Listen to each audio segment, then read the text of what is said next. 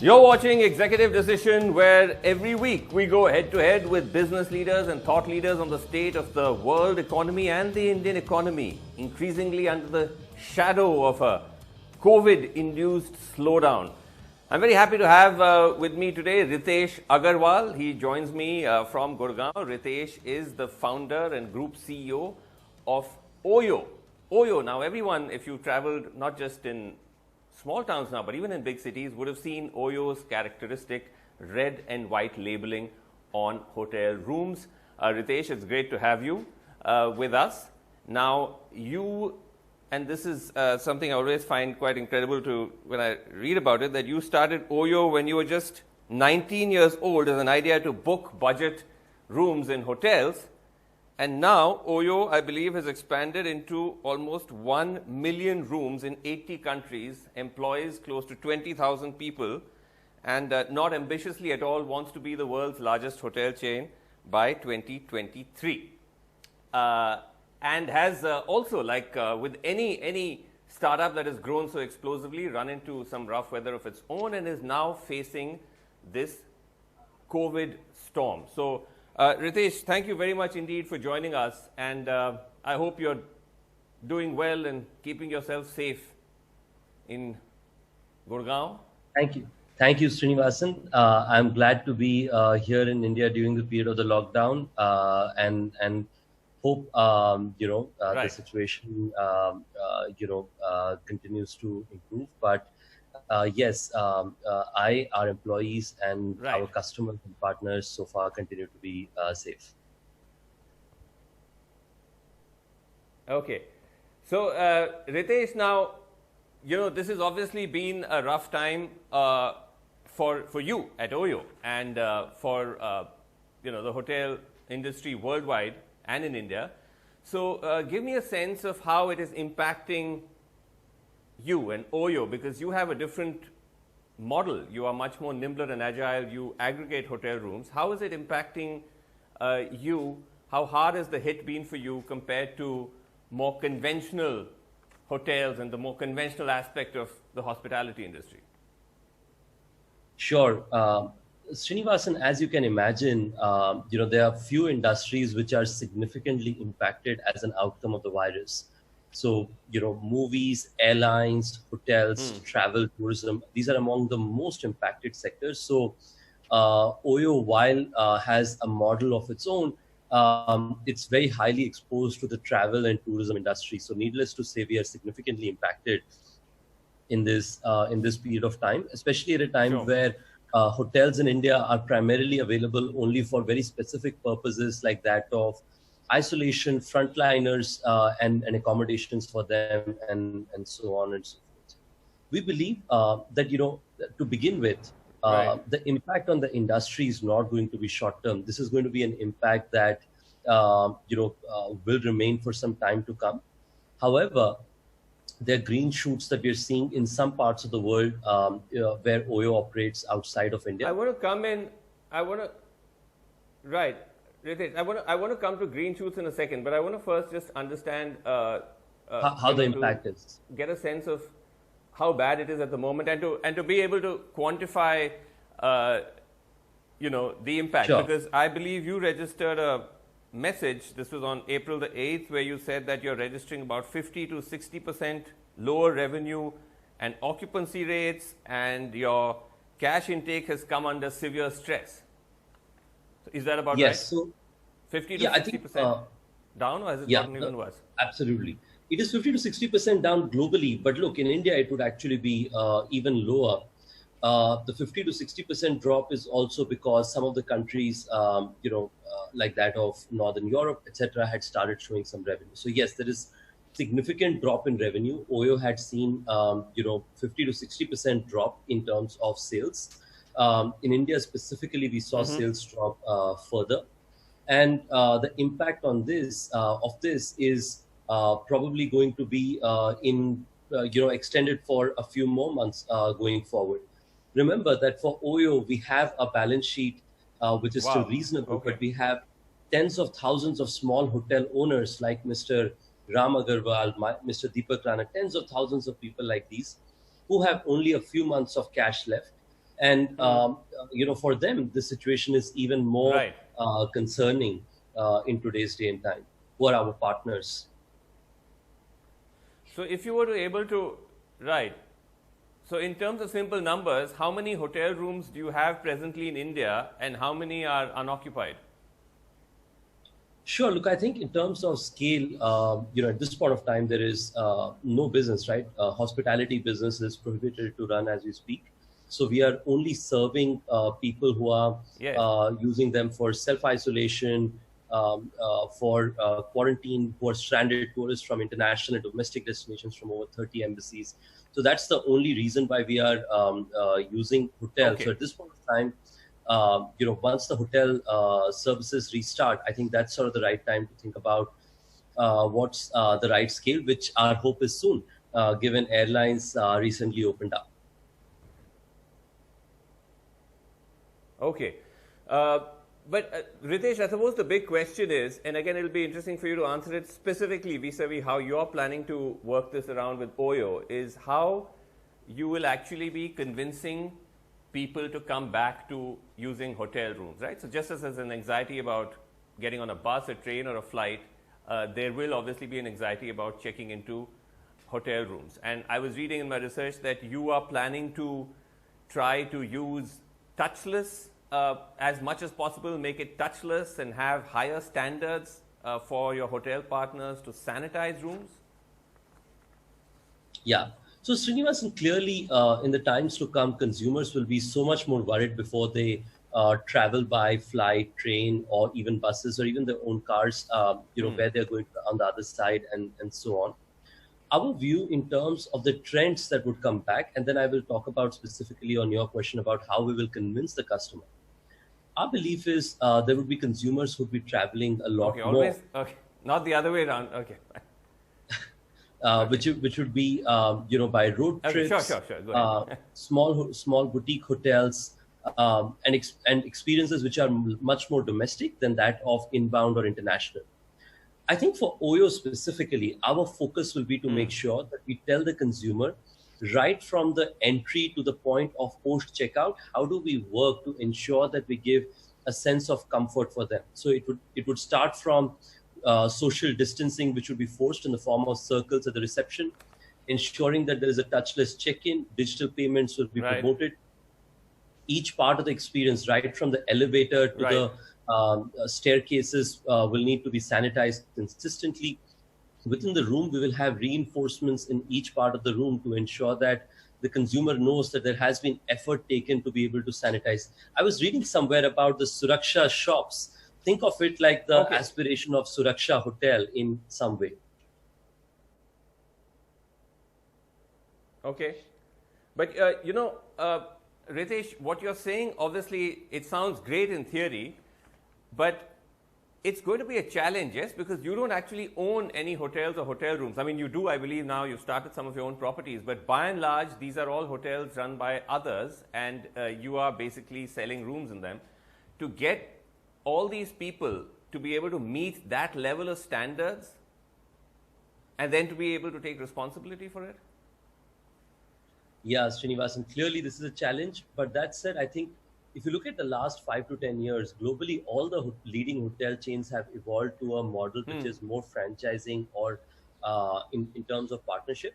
I'm very proud to say that most of our hotel partners in today's day and time, I mean, to begin with, they have evolved their standards very significantly anyway.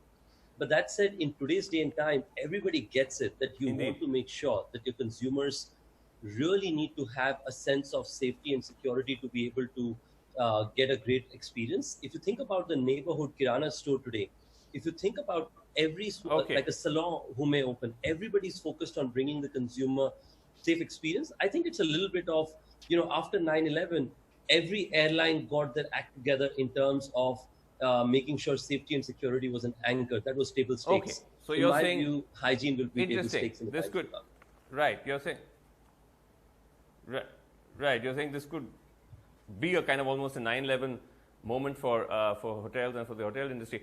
But Ritesh, the thing is that even as you talk about recovering and coming out of this, the fact is that you have gone through a considerable amount of turmoil even before all of this kicked in. just looking at job cuts alone. In my research, I couldn't come up with a clear figure, but there was one estimate suggested that there were already about 5,000 job cuts in Oyo even before the sort of COVID lockdown. This is, you have a workforce about 25,000. So this would be close to a fifth. Is that an accurate figure? So, Srinivasan, from my perspective, early 2020, Oyo announced a restructuring plan, primarily owing to our global business. As we had grown globally, we wanted to make sure we consolidate our operations. That was, of course, a very hard period for us. Now, right after that period, when we felt that we were starting to recover out of that opportunity, is immediately when the COVID crisis hit us. So this has, of course, been a tough situation for us here at Oyo. But that said, we believe that this is also the period for us to reflect and build deeper bridges with our asset partners, with our consumers, and deeply engage with our team members, and use this opportunity. But specifically, because I appreciate that, but are you able to respond specifically on the, because one of the big challenges now for the Indian economy as a whole is job losses, and the estimates for job losses are huge. So are you able to quantify what's happened at Oyo, about how much? Yeah. I know that, by the way, layoffs are hard for anybody, any employer, but absolutely. How hard has it been? How many people have you had to let go of? So on my April 8th video that I had shared, I had explained about how the impact of this crisis is very significant for our company, and it's a 50 to 60% drop in terms of revenue. And on top of that, like you mentioned, it's one bad choice over another. So it's an incredibly painful time, especially when you're a young company and you work with all of these team members very closely. But to be specific, we have tried to ensure that as an impact of the COVID, we have done no or negligible layoffs, but we have had to do pay cuts. We have engaged with our team members and we have agreed on a 25% pay cut for the teams. I have taken a 100% pay cut. And on top of that, we've had to also do furloughs. You've taken a 100% pay cut? Yeah, I think before any Oyo employee gets impacted, even by means of furloughs, it's important that I take responsibility as a leader to not take any compensation, because in these times, it's critical that we take charge of our decisions. Okay. But Ritesh, the thing is that, because again, when I was doing my research, so much of what's going to happen to Oyo seems to be also centered around how you come out of this. Because towards the end of last year, as you said, as part of this huge attempt to kind of almost make sure that Oyo keeps carrying on, you yourself invested a large chunk of your personal money. Masayoshi Son of Softbank, who's one of your biggest investors, between both of you, I believe you invested close to $1.5 billion to keep Oyo afloat. Now, that's taking a huge risk, is it not? And you believe that it's possible with that to keep afloat? Sure. I think the reason for that was slightly different at that point of time, Srinivasan. I think the reason was I genuinely saw an incredible opportunity with Oyo. We had one of the best momentum in the history of our company. But of course, at this point of time, it's different. But I believe that the underlying foundation of having served 41 million customers last year, over 1 million rooms, we were hosting. So just the momentum we had in terms of our consumer base and our partner base really made me convinced about the long-term opportunity of Oyo, which I still remain very excited about. Due to which, I raised some capital firstly to be able to infuse and increase my ownership in the company. And I'm very interested. In retrospect, I feel very thankful that I have had the opportunity to be able to take such a conviction-oriented view. So you're very much. Of course. So you're very much in charge at Oyo. You're Group CEO. There will be some question mark about whether you're still in charge or not, but you're still very much in charge. Is that right? Insofar as the company requires me, I will continue to help drive. And this time more than ever before, I feel that I have the unique opportunity opportunity as well as the Okay. responsibility of seeing the company through the crisis and then hopefully coming out strong. But Ritesh, what would you look at in terms of like trying to fix the mistakes you made at Oyo? Because I was reading a New York Times piece which came out in January, which said that you just grew so explosively that you were often jumping. When I say you, I don't mean you personally, but Oyo was jumping across boundaries that perhaps it may have not wanted to. It said that Oyo offers rooms from unavailable hotels, such as those that have left its service, according to the company's chief executive and 9 of the current and former employees they spoke to. They said that has the effect of inflating the number of rooms listed on Oyo's site. Thousands of the rooms are from unlicensed hotels and guest houses, their executives acknowledged to the New York Times. Sure. I think to begin with, if you look at some of our previous discussions, you will know that a lot of these have been clarified significantly. Let me use this opportunity to talk about some of those. The first bit is Oyo has probably among the private companies one of the highest quality of governance. We have leaders like that of Betsy Atkins, who was an investor in eBay. He's on the boards of Wynn Hotels, Volvo Cars, and others as our governance chair. We have Troy Alsted, who's joined us as the compensation chair, again, a non-exec director. He used to be CEO of Starbucks and has significantly taken charge of various successful companies' boards over time, like that of Harley Davidson, Levi's, and various other companies like those. The second bit is Oyo's inventory across the country operates with significant amount of compliance practices, including having some of the big 4 companies review our business. Okay. I think talking specifically about what we are doing at this point of time, so we believe this is an opportunity to build deeper bridges with our consumers and our partners and our employees. And that's primarily what we are focused upon. My suggestion would also be to be able to sort of look at the last 4-5 years of our journey, and you would see that at every point of time, our company has been able to create significant impact. And we always take any critical feedback very, very constructively.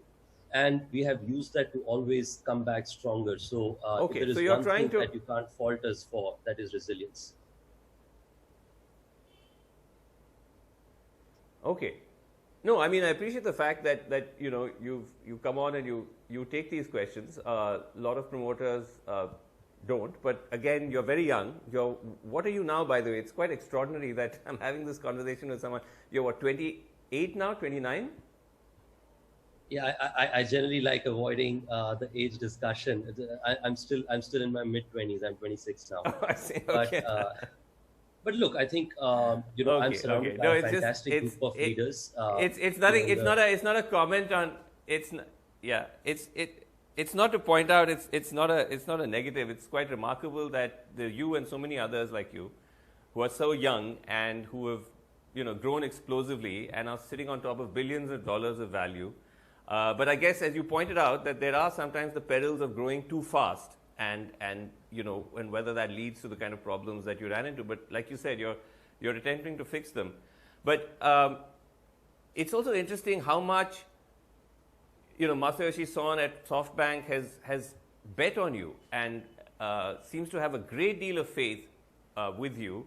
Is it like almost like a personal bond now with him that you have? So Oyo is a board-run company, Srinivasan, as you'd imagine. So Softbank Vision Fund is of course a shareholder, but we have other key shareholders such as Airbnb, Sequoia Capital, Lightspeed, Green Oaks, and various other investors across the globe who are invested in our long-term success.